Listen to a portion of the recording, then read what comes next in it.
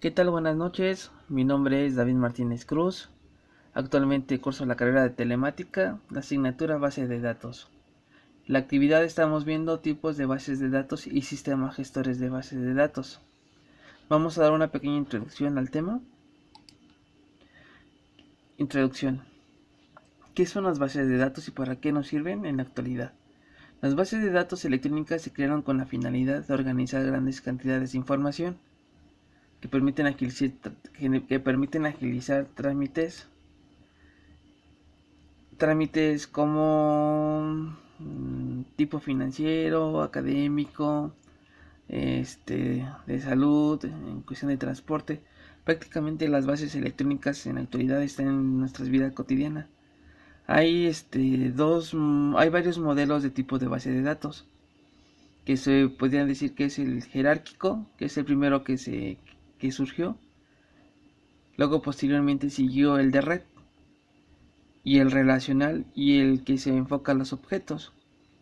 Realmente el jerárquico es cuando la información nada más tiene un solo padre.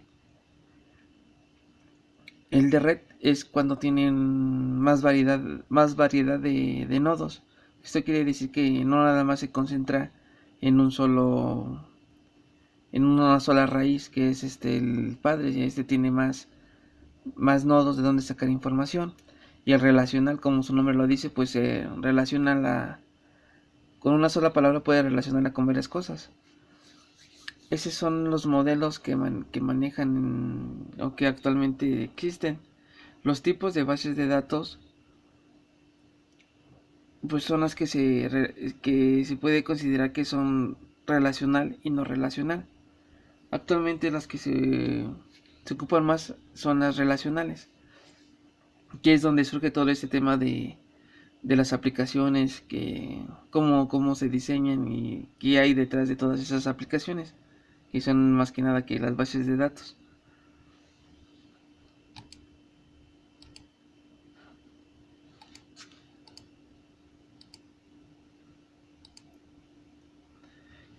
Definición de sistema gestor de base de datos. El sistema gestor de base de datos es el enlace que hay entre un dispositivo o una máquina, una computadora y el usuario, que es el que genera las bases de datos. El sistema gestor de base de datos entonces es un software o programa que te permite crear las bases de datos para poder implementarlas en aplicaciones o en algún otro tipo de servicio. Y estos sistemas gestores de bases de datos pues son enfocados algunos a los programadores y algunos son enfocados a la gente más común que puede generar sus propias bases de datos, y las otras tienen un poquito más, son más técnicas, ya que tienen que usar algún tipo de código de programación para configurarlas. Aquí vemos el mapa conceptual y así lo desglosé: base de datos electrónicas. Dice, esas surgen en dos, que aquí, como os había comentado, modelos de base de datos, que son la jerárquica, la relacional y la de red, y la de que se enfoca a objetos. La jerárquica, como su nombre lo dice, forma una estructura con un padre raíz. La relacional organiza la información en tablas. Eso quiere decir que cuando lo organizan en tablas, pues sí existe, perdón, existe, con un solo dato se puede relacionar con ciertas cosas. La de red cuenta con más nodos padres, como les decía. O sea, no nada más se enfoca a una raíz, puede tener más. Y de ahí agarrar información. La que es objetos, ese es técnica, porque usa un lenguaje de programación. Este va más enfocado a los programadores o a gente que conoce más de programación. Los gestores de base de datos, pues aquí mencioné 4 ejemplos. El Oracle, que que es de mucha calidad, pero su desventaja es que es demasiado caro para comprar esta licencia. El MongoDB trabaja con datos estructurados y no estructurados, o sea, puede agarrar dos modelos de base de datos, el estructurado y el no estructurado. NoSQL. Este sistema de gestores de bases soporta diferentes formatos. El RIAC destaca por su capacidad de ser una base de datos clave-valor. Aquí vamos a ver un sistema de gestores de bases de datos, el MySQL. Sus características es un software de fuente abierta, eso quiere decir que pueden descargar cualquier persona. Contiene un amplio lenguaje de SQL, cuenta con una conectividad segura, dispone de una amplia cantidad de plataformas. O sea que está disponible en varios sistemas operativos. Las ventajas: es un software de código abierto y tiene gran velocidad al hacer las operaciones. Puede ser instalado en máquinas con pocos recursos, además de ser compatible con varios sistemas operativos y es de bajo costo. Desventajas: no soporta integridad relacional. No soporta transacciones en aplicaciones web no muy complejas. Oracle. Características: es una herramienta fácil de usar, analiza datos y efectúa recomendaciones. Ventajas: puede utilizarse en cualquier plataforma, soporta todas las funciones que se esperan de un servidor. Desventajas: como les decía, es muy costoso. Y si no se configura bien, pues hay que saberlo configurar, si no, no va a rendirnos de buena manera. El Microsoft SQL Server es un sistema de datos relacional. Reduce los requisitos para el almacenamiento de datos, mejora la compresión de datos. Ventajas: es útil para manejar los datos de Internet. Al trabajar con datos de Internet puede ser las bases de datos de otro compañero. Desventajas: utiliza mucho la memoria RAM para su instalación. Tiene pésima implementación de los tipos de datos variables. Microsoft Access.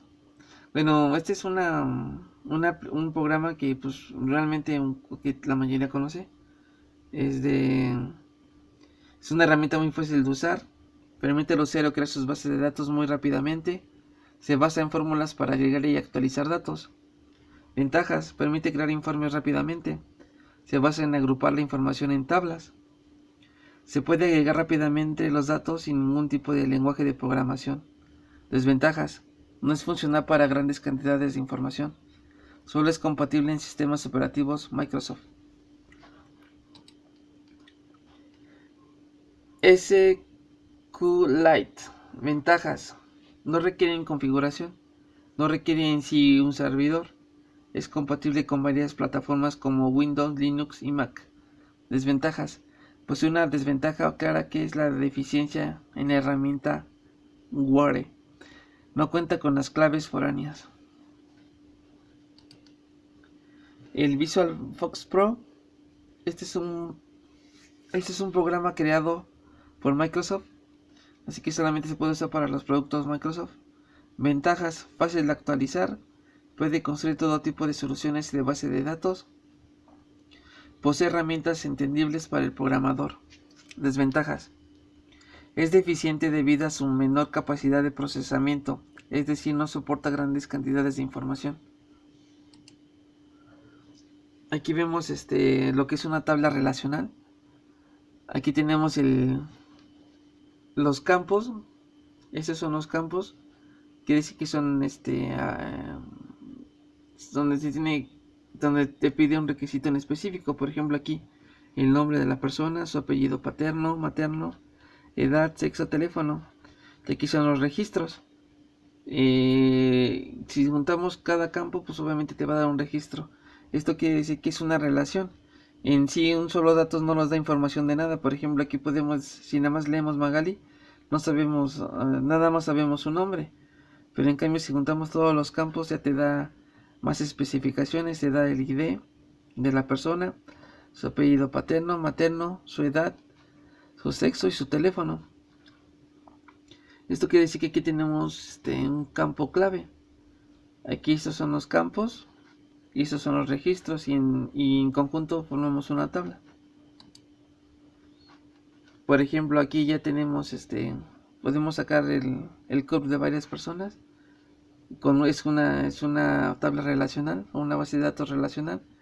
ya que aquí tenemos todos los datos de la persona, como su nombre, fecha de nacimiento, su sexo, como clave, dígito verificador y la CORP. Con todo eso podemos formar pues una tabla relacional, que es como lo dice su nombre, relaciona los datos. Como lo vuelvo a repetir, un dato en sí no tiene sentido. Un ejemplo que puse que podría servir en una base de datos en la vida cotidiana, pues es cuando se hacen operativos a los transportes, a las combis o transporte público. Cuando una persona pues es sospechosa, pues sería con una base de datos más rápido identificarla si realmente lo es o no, ya que podríamos sacarle algunas características y preguntarle su nombre, y así nos podría dar más información acerca de él, o su CUR o huellas digitales. Entonces eso se va relacionando para darnos la identidad de esa persona. Creo que así se podrían capturar a delincuentes en, no sé, cuando quieran pasar a otro, no sé, a un operativo. O sea, si lo detienen, pues si no tienen esa base de datos, pues el oficial no va a saber, no va a saber nada de él, o puede mentirle si no tiene su identificación. En conclusiones, bueno, esas son mis conclusiones. Quiero, más que nada, las bases de datos en nuestra vida, pues son yo les diría de suma importancia, porque son parte ya de nuestra vida cotidiana, al meternos en Facebook, al checar un video en YouTube, al, no sé, mensajearnos en WhatsApp, todo eso. Detrás de todo eso siempre hay una base de datos. Entonces creo que es de gran importancia en la actualidad, porque sin ellas, pues realmente sería más complicado cualquier tipo de comunicación, de trámite, de búsqueda en Google. Entonces realmente han sido de gran utilidad para el avance tecnológico hoy en día.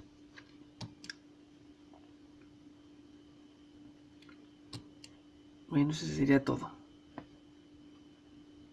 Muchas gracias por su atención, gracias.